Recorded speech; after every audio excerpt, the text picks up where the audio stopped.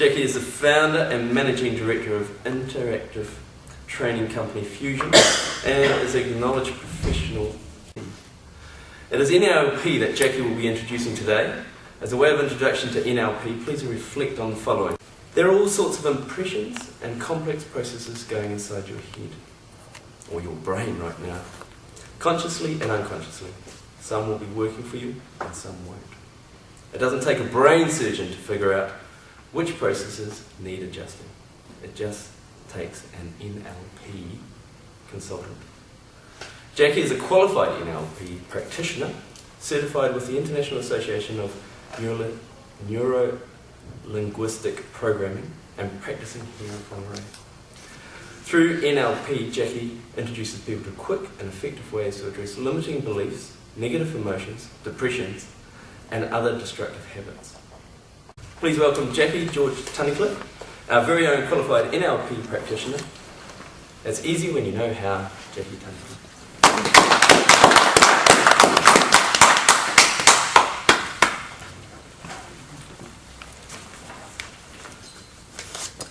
In 1640, Jan Baptista conducted an experiment. He took a young sapling and a bucket of soil, and he weighed both. Then he planted the sapling in the soil and he watered it for 5 years. After 5 years, he did the same experiment.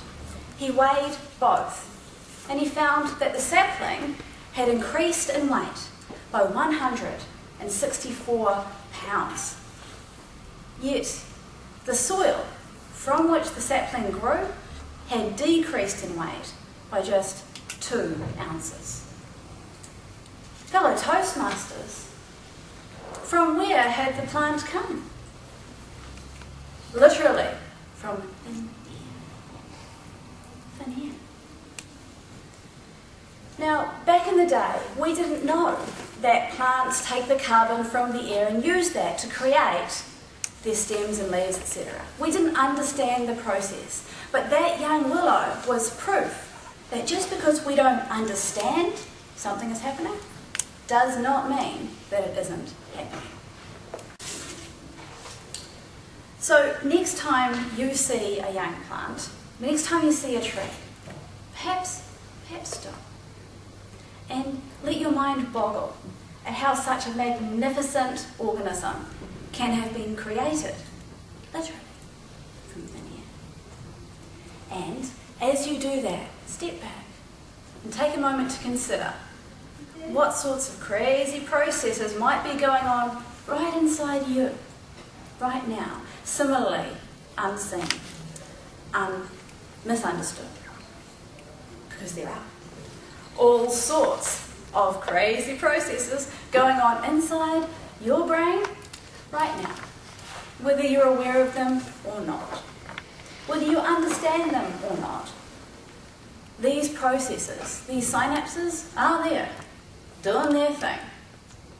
That is determining what you can do,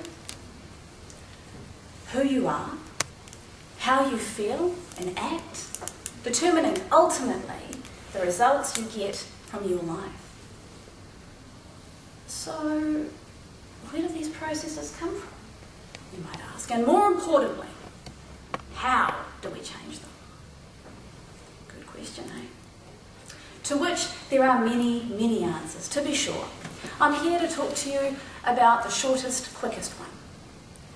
NLP. Told you it was short and quick.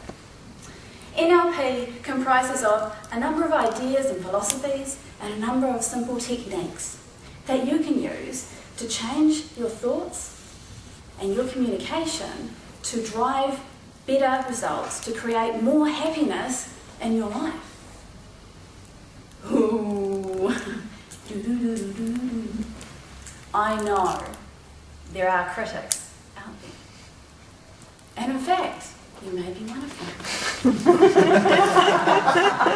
may be straddling that particular fence right now. And you would not be alone. Indeed, it's fair to say there are critics. In fact, there may be as many critics as there are proponents of NLP.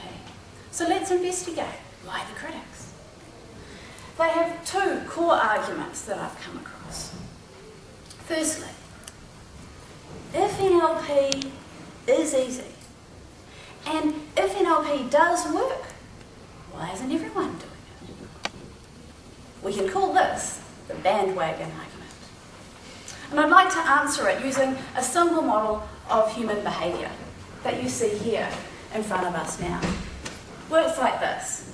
Essentially, our life is created by the beliefs we hold. Until those beliefs are challenged, everything remains the same, because it starts here. Your beliefs drive your thoughts.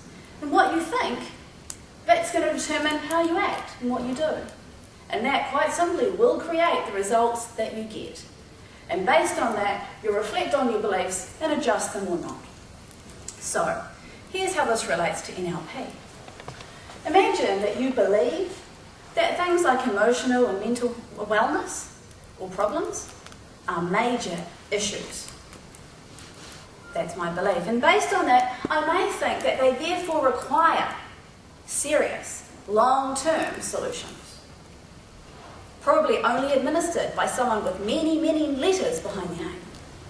In which case, I will act by only seeking out conventional methods or solutions.